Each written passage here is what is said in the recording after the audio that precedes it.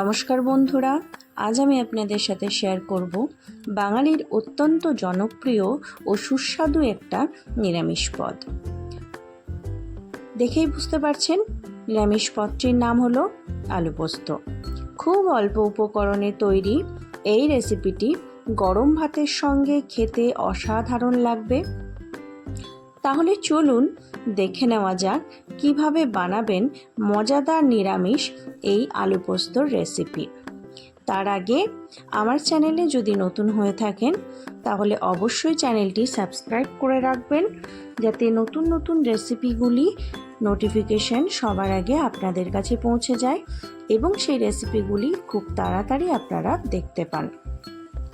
Video ভালো লাগলে, recipe ভালো লাগলে অবশ্যই লাইক করবেন, কমেন্টে জানাবেন এবং শেয়ার করবেন। আপনাদের যদি কোনো রেসিপি জানতে ইচ্ছে করে সেটাও আমাকে কমেন্ট বক্সে লিখে যেতে পারেন। আশা করছি আজকের রেসিপি আপনাদের ভীষণ ভালো লাগবে। তো সবার আগে প্রথমে একটু 4 থেকে 5 টেবিল চামচ মতো পোস্তদানা 30 মিনিট মতো জলে ভিজিয়ে রাখবেন। তারপরে এখানে ঝিঙে নিয়েছি এবং আলু নিয়েছি। ঝিঙেগুলো এইভাবে সুন্দর করে একটা পিলার দিয়ে ছাড়িয়ে নিতে পারে। তারপরে এটাকে এবার কেটে নিতে হবে। ঝিঙেগুলোকে আপনারা যে কোনো সাইজের বা যে কোনো মাপে কেটে নিতে পারেন। আমি এখানে গোল গোল করে চৌকো করে কেটে নেব। ঝিঙেটা ছাড়িয়ে নেওয়ার পরে এর মাথার দিকে এবং শেষের দিকের অংশটা কেটে বাদ দিয়ে দিতে হবে। তারপরে ঝিঙেগুলোকে গোল গোল করে কেটে নিতে হবে। আপনারা চাইলে ঝিঙে আলু পোস্তর জন্য ঝিঙেগুলো আরেকটু লম্বা করে কাটতে পারেন বা আরেকটু ছোট করে কাটতে পারেন, তবে এই সাইজটা আমার ঠিক মনে হয়েছে বলে আমি এভাবেই কেটে নিচ্ছি।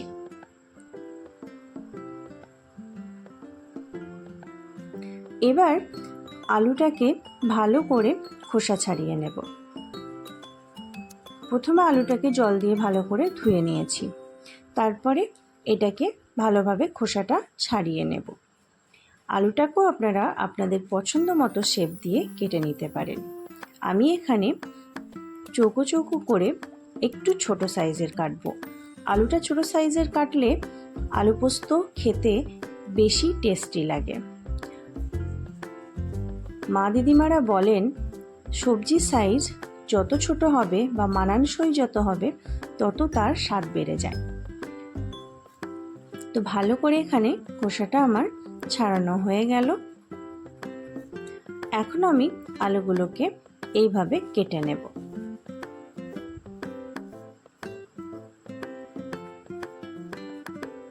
যতটা পারবেন আলু পোস্তর জন্য আলুগুলোকে একটু ছোট করে কাটবেন, তবে আলু ভাজার মতো অবশ্যই কাটবেন না, তাতে আলু পোস্তটা খুব একটা ভালো লাগবে না। এমন একটা সাইজ দেবেন যেটাতে আলু পোস্তটা খেতে অসাধারণ লাগে। আমি এখানে আলুগুলো এভাবে কেটে নিচ্ছি।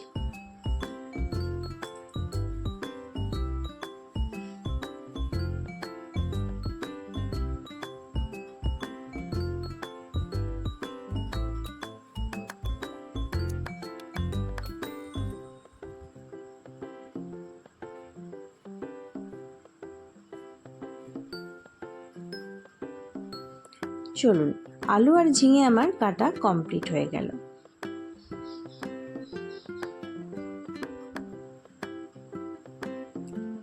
আমি এখানে আরও অনেকগুলো ঝিঙে দিয়েছিলাম। মোটামুটি 4টে ঝিঙে এখানে আমি দিয়েছি এবং 2টো আলু দিয়েছি। ঝিঙের পরিমাণটা আলুর পরিমাণের থেকে অবশ্যই বেশি দিতে হবে, না হলে ঝিঙেগুলো একদমই এসে তলানিতে থাকবে। তারপরে এর মধ্যে পরিমাণ মতো জল দিয়ে খুব ভালো করে ঝিঙে আর আলুটাকে ধুয়ে নিয়েছি।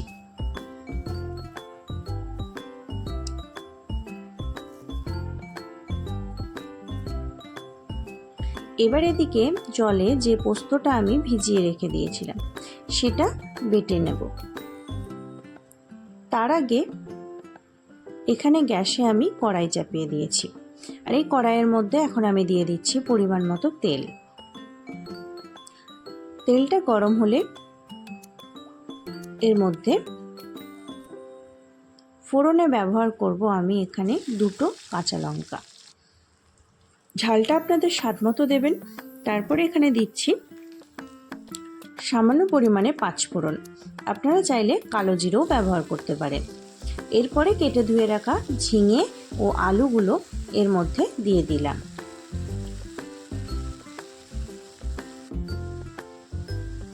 এরপর ঝিঙে আর আলুটাকে খুন্তি দিয়ে ভালো করে একটু তেল আর পাঁচফোড়নের সাথে মিশিয়ে নিচ্ছি।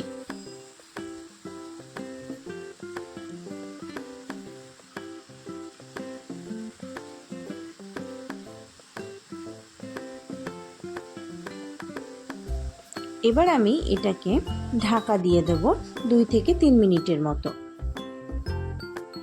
ঝিঙে আর আলু অবশ্যই এভাবে একসাথে দিয়ে দেবেন, তাহলে ঝিঙের জলটাও মরে যাবে এবং ঝিঙের জলে আলুটাও 50% সিদ্ধ হয়ে যাবে। তো ঢাকাটা খুলে নিয়েছিলাম এবং খুলে নেওয়ার পরে দেখতে পাচ্ছেন অনেকখানি জল বেরিয়ে এসেছে এবং আলুটা এই জলেই সিদ্ধ হবে। 50% এই জলেই সিদ্ধ হবে, বাকিটা সিদ্ধ করার জন্য অবশ্যই আলাদা করে জল অ্যাড করব। আর এইদিকে দেখে নেওয়া যাক পোস্তটা আমার বাটা কমপ্লিট হয়ে গেছে।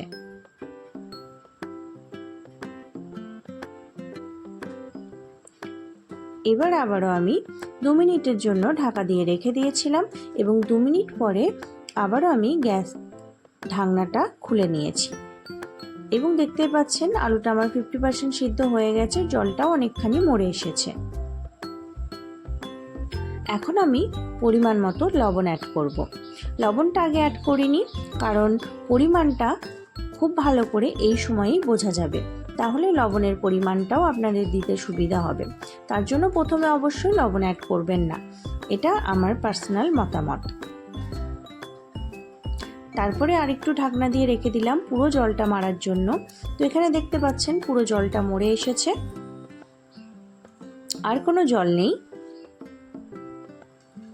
আলুটাও আমার অনেকখানি সিদ্ধ হয়ে গেছে। এখন আমি এর মধ্যে সামান্য পরিমাণে জল অ্যাড করব। খুব বেশি জল অ্যাড করার প্রয়োজন নেই, কারণ আলুটা আমার 60 থেকে 70% সিদ্ধ হয়ে গেছে। জলটা দিয়ে একটু ভালো করে নেড়ে আবারও আমি এখানে 2 থেকে 3 মিনিট মতো ঢাকা দিয়ে রেখে দেব। ঢাকা খুলে নিয়েছি।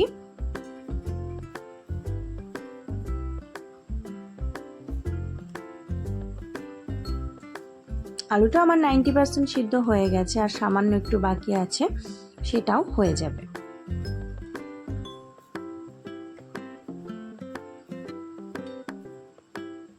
যে আলুগুলো একটু বড় ছিল কিংবা বড় না থাকলেও কিছু আলু এইভাবে ভেঙে দেবেন।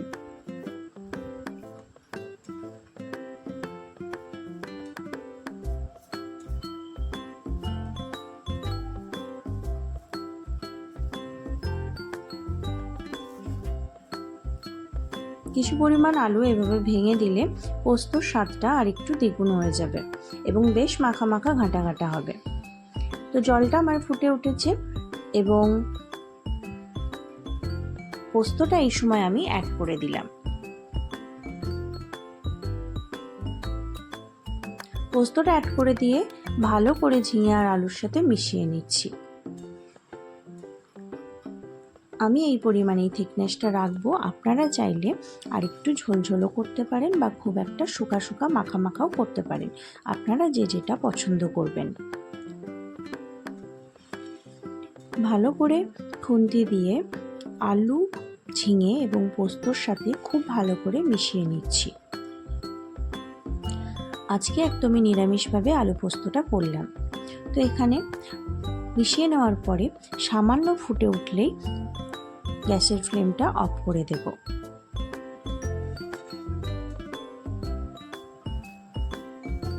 পোস্তটা খুব বেশি ফোটালে স্বাদটা নষ্ট হয়ে যাবে। তো তৈরি হয়ে গেল আমাদের সুস্বাদু নিরামিষ আলু পোস্ত। এবার গরম ভাতের সাথে পরিবেশন করুন এবং উপভোগ করুন খাঁটি বাঙালি স্বাদ। ভিডিওটি ভালো লাগলে লাইক করবেন, শেয়ার করবেন এবং চ্যানেলটি অবশ্যই সাবস্ক্রাইব করার অনুরোধ রইল। নতুন নতুন রেসিপি পেতে সঙ্গে থাকুন। ধন্যবাদ।